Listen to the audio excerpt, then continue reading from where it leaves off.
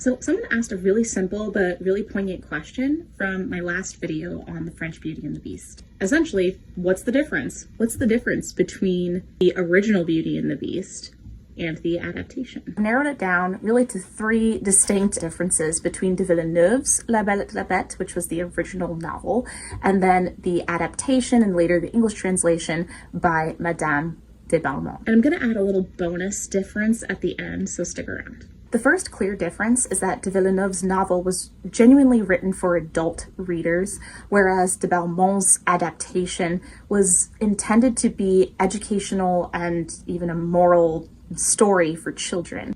The second difference between these two versions, de Villeneuve's novel is literally a full-length novel, and the 1858 translation into English by J.R. Blanchet, which is available on Indigo, is 108 pages versus de Balmont's version, which is only 12 pages long. The third difference is the context of the stories themselves. De Villeneuve's novel really dives into this incredible backstory, Beauty's real parents and the prince's real situation, wars between kingdoms, and there's good fairies and evil fairies. It's quite involved. Whereas de Balmont is purely focusing on the relationship between Beauty and the Beast, subsequently the contrast of true beauty versus fake beauty, and true beastliness versus the mere appearance of beastliness. Here is my little bonus difference. So often when we are studying or analyzing a fairy tale or a folk tale, we're looking so much at the story itself, the characters, the plot, the elements that make the story what it is,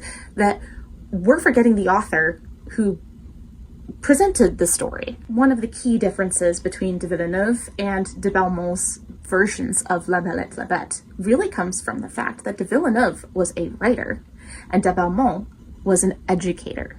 If you research a little bit about de Villeneuve, her life was very difficult up until she was in her late 20s, and then she devoted the rest of her life purely to writing novels and fairy tales. Balmont had years and years of experience being a governess and a teacher, and she was looking at this story through an educator's lens. And that's one of the best parts about reading different versions of a lot of these fairy tales and folk tales, even just these two versions of Beauty and the Beast, seeing very much the narrator behind them. We don't get a lot of that anymore with modern storytelling. I love that there is this sense of connection to the person telling you the story. That is something that makes the experience so unique and so magical, apart from other mediums of storytelling.